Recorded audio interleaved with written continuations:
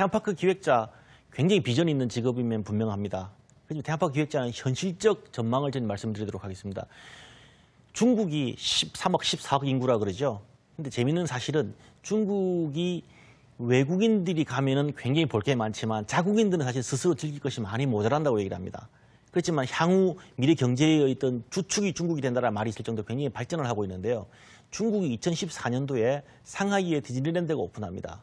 플로리다에 있는 매직 킹덤, 디즈니 헐리우드 스튜디오, 디즈니 애니멀 킹덤을 모두 아우르는 굉장히 종합 디즈니랜드가 들어선다라고 하는데 그 경우 중국에서의 테마파크의 수요는 폭발적으로 늘어납니다. 실제로 우리나라 서해안에 준비하고 있는 유니버설 스튜디오도 이 상해 디즈니랜드에 대응하기 위한 유니버설 스튜디오의 전략이기도 합니다. 그렇다면 무슨 말이냐면 세계 테마파크 산업을 주도하고 있는 미국에서 중국으로 진출하기 위한 교두보로 한국을 분명히 선택을 하고 실질적으로 그렇게 이루어지고 있다는 겁니다. 그래서 우리나라에서 테마파크 기획자를 준비를 하고 테마파크 플래닝을 준비를 한다면 이분들은 거의 대부분 향후 몇 년 이후에 중국 시장을 위해서 일할 것이 분명합니다. 중국 시장 굉장히 큰 시장인데 실질적으로 10년 이내에 약 3,000개의 대규모 테마파크, 디즈니랜드 테마파크가 중국 내에 필요하다는 보고서가 있을 정도입니다. 그렇다면 현실적인 준비는 굉장히 많이 필요한 것이고요. 그렇다면 테마파크 기획자가 되기 위해서는 어떤 일들을 해야 되는가? 테마파크 기획자가 되기 위해서 사실은 테마파크 기획이라는 것은 어떤 뭐 대학에서 공부를 할 수 있는 것도 아니고 실제 구체적인 전공이 있는 것도 아닙니다. 테마파크 기획자는 말 그대로 내가 소설가가 되겠다, 극작가가 되겠다와 같은 어떤 하나의 어떤 개념으로 존재할 뿐입니다. 그러다 보니 테마파크 기획자를 하기 위해서는 어떤 조건을 갖춰야 될까요? 제일 우선 테마파크를 좋아해야겠죠. 스스로 테마파크를 좋아하는 거입니다. 그저 놀이시설 타는 것이 좋아하는 것이 아니라 그 테마파크에 가는 것이 가슴이 설레고 가서 정말 재미있는가를 느끼는 것. 그렇다면 테마파크를 위해서 무엇을 해야 되는가? 테마파크 테마를 조금 볼까요?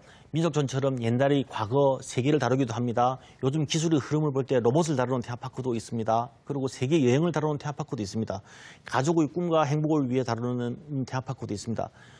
그리고 뭐 흔하지는 않지만 유럽 같은 경우는 어린이들 들어오지 못하는 성인들만을 위한 어떤 그런 공간도 존재를 합니다. 그렇다기 위해서는 테마파크 기획자들은 그것의 기술적 요소, 테크놀로지적인 요소가 아니라 그것의 내용을 구체적으로 아는 인문학적 소양이 굉장히 많이 필요하다는 겁니다.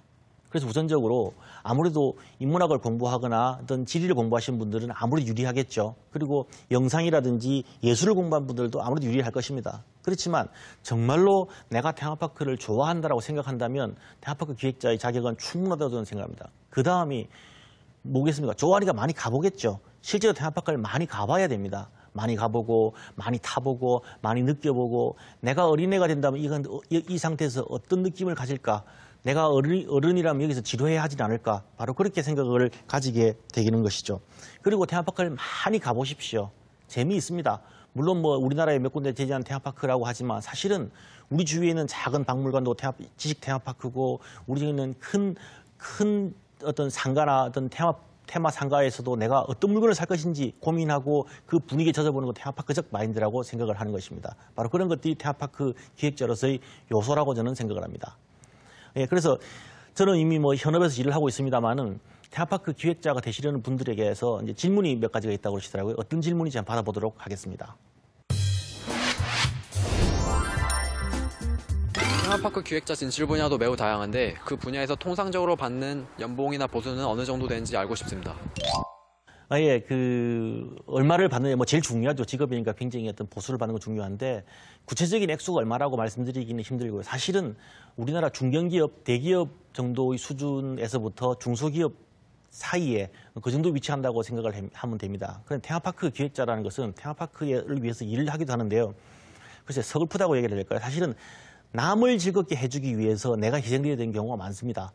예를 들어서 명절날 일하는 우리 전철에 근무하시는 분들, 버스 기사님들 이런 분들도 다 남들 쉬는 명절에 남들 즐거운 명절에 일을 하시죠.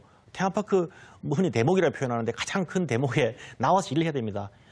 남들 다 쉬는 일요일 날 테마파크에 사람들이 제일 많이 가기 때문에 나와서 일을 해야 됩니다. 그렇게 하는 것 치고는 글쎄 큰 뭐 보상 자체가 크다고 할 수는 없겠지만은 일반적인 회사 정도의 수준이라고 생각을 하면 되고요.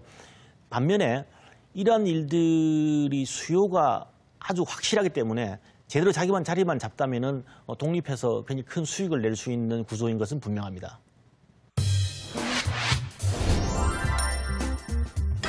그저 멋진 직업인 것만 같은데 직업적 단점이나 애로사항은 어떤 것들이 있을까요? 테마파크 기획자의 단점은요, 뭐 두 가지를 말씀드리겠는데요. 나 스스로가 뭘 대단히 주관적으로 좋아하지 못한다는 겁니다. 왜냐하면 내가 뭘 하나 좋아해버리면 그 사람들에게 그걸 강조를 하게 된다는 거예요. 그래서 굉장히 객관적인 보편적인 시각을 가져야 된다는 것 하나고, 물리적으로 아까도 말씀드린 것처럼 휴일날 일해야 된다는 게 사실은 굉장히 힘든 일입니다. 뭐 그건 사실은 내가 좋아하는 일이고 내가 벌린 일에 사람들이 와서 즐거워한다면 충분히 저는 이게 커버할 수 있는 일이라고 생각을 합니다. 네, 이상으로 테마파크 기획자, 테마파크를 만들고 설계하고 구상하고 진행하고 그것을 이끌어가는 사람들에 대해서 알아보도록 했는데요. 많은 분들이 테마파크라는 것이 단순히 놀이동산이 아니라 정말로 우리 사회에서 반드시 필요한 공간, 심지어 우리 국가를 위해서도 필요한 공간이라는 생각까지 가지고 이 일에 도전한다면 우리나라 테마파크 산업도 굉장히 발달하고 발전하고 좋은 일이 이루어질 것이라고 생각을 합니다. 감사합니다.